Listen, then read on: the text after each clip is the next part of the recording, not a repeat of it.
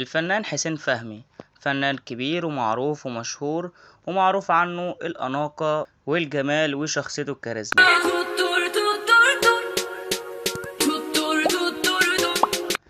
الاسم بالكامل محمد حسين فهمي محمود، وتاريخ الميلاد 22 سبتمبر 1940. مكان الميلاد في القاهرة في مصر. البرج برج الحمل. الحياة العائلية هو اتجوز عدة مرات، من بينهم ميرفت أمين، وهنتكلم على البند ده كمان شوية. المستوى الدراسي هو اتخرج من معهد العالي للسينما ودرس الإخراج في الولايات المتحدة. الهوايات اللي هو بيحبها القراءة وجماعة التحف الفنية والسفر. من بعض الصفات اللي بيتميز بيها حسين فهمي الثقة بالنفس، بيتميز بحضور قوي وشخصية جذابة. تاني حاجة بيتميز بالذكاء، بيتمتع بالذكاء حاد جدا وقدرته على التحليل. تالت حاجة ودي معروفة طبعا عنه الأناقة، هو بيعتبر أيقونة في الأناقة في الوسط الفني من زمان. حبه للفن، بيمتلك شغف كبير، عنده حب كبير جدا وشغف كبير بالفن بكل أشكاله.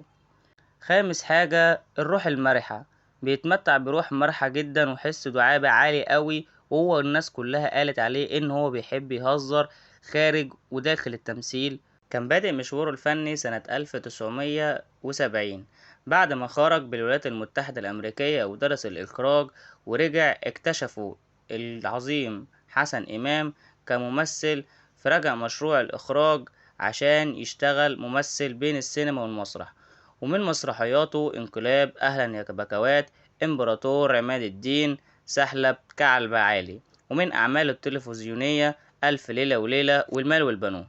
واتجوز الفنان حسين فهمي خارج الوسط الفني، بعد كده اتجوز الفنانة ميرفت أمين وخلف منها بنت واحدة، وتولى رئاسة مهرجان القاهرة السينمائي الدولي سنة 1998 لحد سنة 2000. وحصل على جوائز كتير جدا، من ضمنها أحسن ممثل في أفلامه في فيلم دمي ودموعي وابتساماتي، الإخوة الأعداء، والرصاصة لا تزال في جيبي، وانتبهوا أيها السادة. وجائزة أحسن بحث سينمائي عن علاقته بالمخرج والممثل في مهرجان النيلين سنة 1983. وليه أولاد، من ضمنهم الأولاد محمود ونيرة ومنة. حياته الاجتماعية بقى اللي قلنا هنتكلم عليها، الفنان حسين فهمي اتجوز 6 مرات. أول مرة نادية محرم وخلف منها ولده محمود ونائلة. بعد كده اتجوز الممثلة ميرفت أمين، وده من فترة 1974 حتى سنة 1986، وخلف منها بنته منة. بعد كده الممثلة لقاء سويدان، وتم الزواج في 2007 لحد 2012. واتجوز مرة تانية في أكتوبر 2013 من سيدة سعودية الجنسية غنية، وصرح بعد شهرين من الجواز عن اسمها، واسمها رنا القصيبي، وهي كفيفة والوريثة الوحيدة لوالدها بعد وفاة أخوها. والفنان حسين فهمي واللي ناس كتير ما تعرفش عنه ان هو مهتم بالسياسة، وترشح لعضوية مجلس الشعب المصري في انتخابات 2010. وعنده مكتبة ضخمة جدا، بيمتلك شخصية تضم فيها 1000 كتاب من المجالات المختلفة اللي ملهمش علاقة ببعض. حسين فهمي اسم مرتبط بالسينما المصرية لعقود طويلة، وترك بصمة واضحة جدا في تاريخه، وبيتميز بأناقته وشخصيته القوية. من الحاجات اللي بتميزه برضه في أدائه التنوع، قدم أدوار كتير جدا جدا جدا متنوعة، مما أثبت براعته كممثل.